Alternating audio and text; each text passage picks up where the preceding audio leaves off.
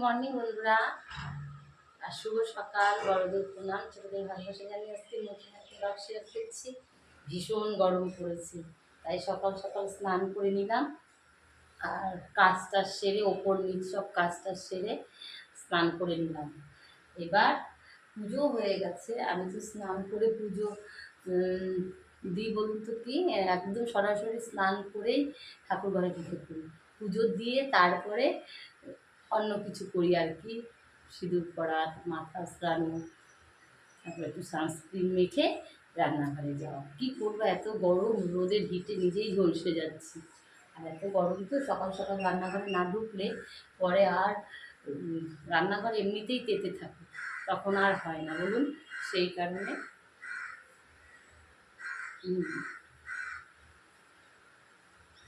আর বন্ধুরা, তোমাদের দিকে কেমন গরম পড়েছে সব? আমাদের এখানে তো ভীষণ গরম পড়েছে, আর কি বলবো। গরমের জ্বালায় আমরা জেরবার হয়ে যাচ্ছি। এই গরমটা সব জায়গাতেই পড়েছে, কিন্তু আমাদের মতন যারা হাউসওয়াইফ, রান্নাঘরে ঢুকতে হয়, তাদের দশা কি বলুন তো? তাদের দশা আরও গরম লুচির মতন অবস্থা। তাদেরকে একেবারে ঝলসে যেতে হয়, তবুও কী করা, খেতে হলে রান্নাঘরে যেতেই হবে। সেই কারণে সকাল সকাল, তাও আজকে অন্য দিনের তুলনায় অনেক দেরি হয়ে গেছে ঘুম থেকে উঠতে। এত দেরি হয়েছে কি বলবো। এবার যাই, একটু সানস্ক্রিন মেখে নিই, তারপরে আসছি। এত সূর্যের তাপ, সানস্ক্রিন না মেখে আর পারলাম না। সেই কারণে আমার কেয়াশেটের সানস্ক্রিনটাই মেখে নিলাম। আমি কেয়াশেটের সানস্ক্রিনটাই মাখি। এটা গতবার এনেছিলাম, এখনও শেষ হয়নি। আর শুধু তো আমি সেভাবে তো বাইরে বেরোই না, সেই কারণে মাখা হয় না।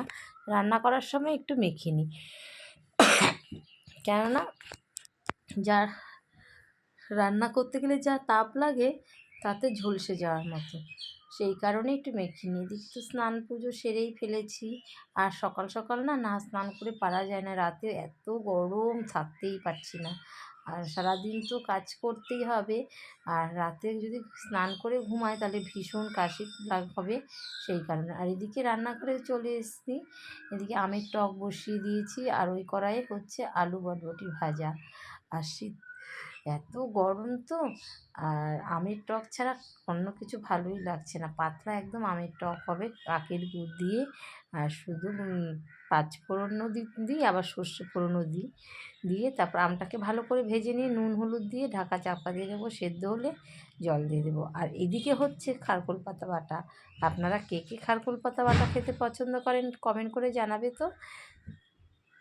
আর ওইদিকে তো টক হচ্ছে, একদম আমের পাতলা টক হবে। এই টকটা বেশি করে করছি, 2-3 দিন হয়ে যাবে। আমার শ্বশুরমশাই টক ছাড়া খেতেও পারে না। আজকাল দেখছি আবার ছেলেও খাওয়া শিখেছে, সেই কারণে একটু বেশি করে করতে হয়। আর এই যে খারকোল পাতার মধ্যে পাতাটা সেদ্ধ করে নিয়েছি, রসুন দেবো 5-7 কোয়া, আর কাঁচা লঙ্কা দেবো 3টে, কারণ আমরা ঝাল মোটেই খাই না। ওইদিকে পেঁয়াজ ভাজা হচ্ছে।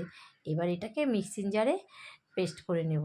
পেস্ট করে নিয়ে তারপরে সরাসরি যে পেঁয়াজটা ভাজা হলেই ওটা দিয়ে দেবো। পেস্ট করে নিয়েছি যে চামচ দিয়ে। বেশি হয়নি, দেখে মনে হচ্ছিলো অনেকগুলো পাতা, কিন্তু বেশি হয়নি। যে করার পরে না একদম অল্প একটু হয়ে গেছে। আর একঘেয়ে আলু, পটল, ঝিঙে একঘেয়ে সবজি খেতে আর ভাল লাগছিল না। এগুলো আমাদের বাগান থেকেই তুলে এনেছি, ছোট্ট একটা বাগান আছে, ওখানেই হয়েছিল। আজ তুলি কাল তুলি করে সময়ের জন্য আর হচ্ছিলও না। আর এগুলো করতে একটু ঝকমারি রান্না, কেটে বসিয়ে দিলে হলো না। এগুলো পরিষ্কার করে ধোয়া, তারপরে তার জন্য প্রস্তুতি থাকে মশলা, যেইটুকুনই দিই না কেন। অনেকে শুধু রসুন দিয়ে খায়, কিন্তু আমার যে রান্নার দিদি ছিল, একবার আমাকে করে দিয়েছিল রসুন দিয়ে, আমি খেতেই পারিনি। আমি একটু পেঁয়াজ না দিলে খেতে পারি না। তাই পেঁয়াজ দিয়ে, রসুন দিয়ে ফোড়নে দিয়েছি কালো জিরে। খুব ভালো লাগে। আপনারাও তো খান নিশ্চয়ই, যে যেভাবে খায় তা যার যার মুখের স্বাদে, কিন্তু আমি এভাবে খেতেই বেশি পছন্দ করি। আর এদিকে ওটা হয়ে গেছে, নামিয়ে নেব। এদিকে মুসুরির ডাল হবে আম দিয়ে। এখন আম ছাড়া যেন চলছেই না, সব কিছু টকের ছোঁয়া। তাই সর্ষে শুকনো লঙ্কা ফোড়ন দিয়ে দিলাম, এবার ডালটা দিয়ে দেব। কেননা এত গরমে আর পারা যাচ্ছে না, একদম মশলাযুক্ত খাবার খেতে ভালোই লাগছে না। এই গরমে একদিন দই কাতলা করেছিলাম, খেতেই পাচ্ছিলাম না, সারাটা দিন ঢেক উঠছিল, যেহেতু এত গরম, তারপরে ওই রান্নাটাও হয়েছিল অনেক স্পাইসি, সেই কারণেই। আর এই যে এদিকে সর্ষেটা ভালো করে কালো হয়ে এলেই ডালটা ঢেলে দেবো, যেহেতু হিটটা কমিয়ে দিয়েছি, কেন বলুন তো, নাহলে সর্ষেটা ফুটে ওঠে, সেই কারণে হিটটা কমানো। তাই হিট কমিয়ে ভাজতে গেলে একটু সময় লাগবে, এর জন্য সম্বারটা দিতে পারছিলাম না। অবশেষে ডালের গ্যাসটা নিভিয়ে দিলাম। এইবার তাওয়া বসিয়ে দিলাম, রুটি হবে শ্বশুরমশাইয়ের জন্য। এই যে ডালটা আমি ফোড়ন দিয়ে দিলাম, দেখুন তো কত সুন্দর হয়েছে। আর এরকম টক ডাল খেতে কার না ভালো লাগে গরমকালে বলুন তো। সবাই এইভাবেই রান্না করে, টক ডালে সর্ষে ফোড়ন দেবে আর হচ্ছে শুকনো লঙ্কা। আমি যেহেতু ঝালটা কম খাই, সেই জন্য গোটা লঙ্কা দিয়েছি, যে যেমন খাবে ভেঙে নেবে। কত একটু খাওয়ার জন্য কত পরিশ্রম করতে হয় রান্নাঘরে বলুন।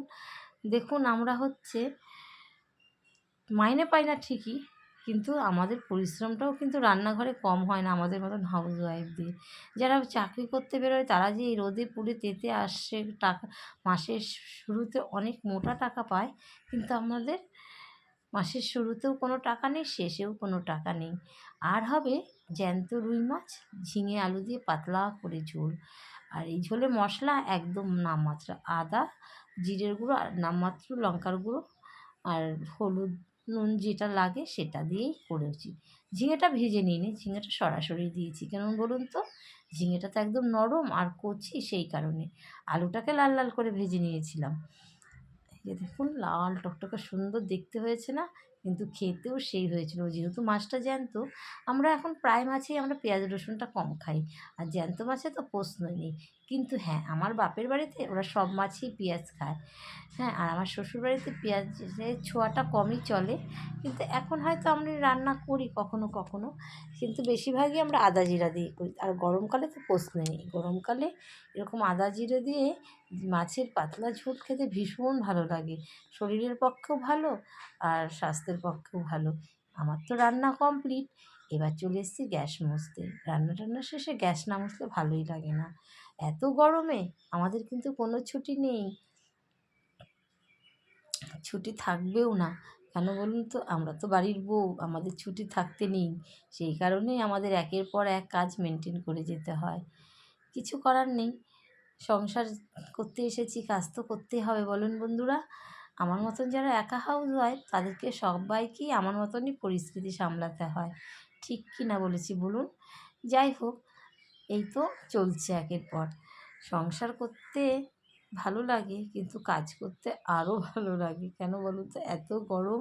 ছেলে মেয়ে শ্বশুর শাশুড়ি যারই যেমন থাকুক না কেন, তাদের মুখের দিকে তাকিয়েই কিন্তু সংসারকে ভালোবেসেই কাজ করতে হয়। যা বলেছি, এত গরম আর পারছি না, গরম হোক আর শীত হোক, আমাদের কিন্তু মুক্তি নেই রান্নাঘর থেকে। সংসারটাকে ভালোবাসি বলেই গরমের মধ্যে মুখ বুজে সবার কথা ভাবা, সবার কথা চিন্তা করে রান্নাঘরে চলে আসতে হয় সকাল সকাল। সংসারটা যে অনেক সুখের, করতে গেলে বাড়ির গৃহিণীকেই অনেকটা সময় দিতে হয় সংসারে, এরকম আমার মতন সবাই তাই করে, ঠিক কিনা বলুন। আর গ্যাসটা মুছে পুরো ঘেমে গেছি, কী করবো, আর রান্নাঘরে তো আমার ফ্যান নেই, সেই কারণে এত গরম লাগছে। দেখুন পুরো পিঠটা আমার ভেজে গেছে, এরকমই চলতে থাকে দিনের পর দিন, কী করবো। এই যে দেখুন আমার পরিস্থিতি কী, এবার বেসিনে যেহেতু মাছ ধুয়েছিলাম, মাছের ভীষণ গন্ধ, পরের দিন সোমবার, নিরামিষ আছে, সেই কারণে আমি বেসিনটাকেও ভালো করে মুছে নিলাম। তারপরে তো আবার বিকেলে চা করতে আসতে হবে, নইলে নোংরার মধ্যে কিছুতেই করা যাবে না। যতই গরম হোক, তোমাকে রান্নাঘর থেকে ছুটি নেই। হ্যাঁ, এই যুদ্ধে তোমাকে জয়ী হতেই হবে কাজের দ্বারা। একটা মেয়ে যতই সুন্দরী হোক না কেন, আর যাই হোক, সংসারে সবার জন্য টাইম টু টাইম খাবার দাবার পরিবেশন করাটাও একটা কিন্তু মেয়েদের বড় গুণ। আমরা হয়তো বাইরে বেরিয়ে চাকরি করি না, মায়না পাই না, কিন্তু সংসারটাকে পরিপাটি করে গুছিয়ে তো রাখতে পারি। হ্যাঁ, যারা চাকরি করে তারা করে না তা নয়, তারাও করে তাদের মতন, তাদের তো একটা এক্সট্রা পাওনা, তারা মাসের প্রথমে অনেকগুলো টাকা সংসারে জন্য আনে। আমরা যেমন কিছুই আনতে পারি না, সারাদিন খাচ্ছি দাচ্ছি আর ঘর সামলাচ্ছি, ঠিক কি না বলুন বন্ধুরা? হ্যাঁ, এইবার রান্নাবান্না সেরে নাইটিটা ভিজে গেছিলো, ছেড়ে চলে এসেছি এই যে জানলাগুলো, পর্দাগুলো, দরজাগুলো একটু মুছবো বলে। না মুছলে না ধুলো জমে যায়, জমিয়ে রাখলেই সেগুলো আমাকেই করতে হবে, সেই কারণে আর জমিয়ে রাখা হয় না। তাহলে বন্ধুরা ভিডিওটা আজকের মতো এখানে রাখছি। তোমরা অনেক ভালো থেকো, সুস্থ থেকো, সাবধানে থেকো।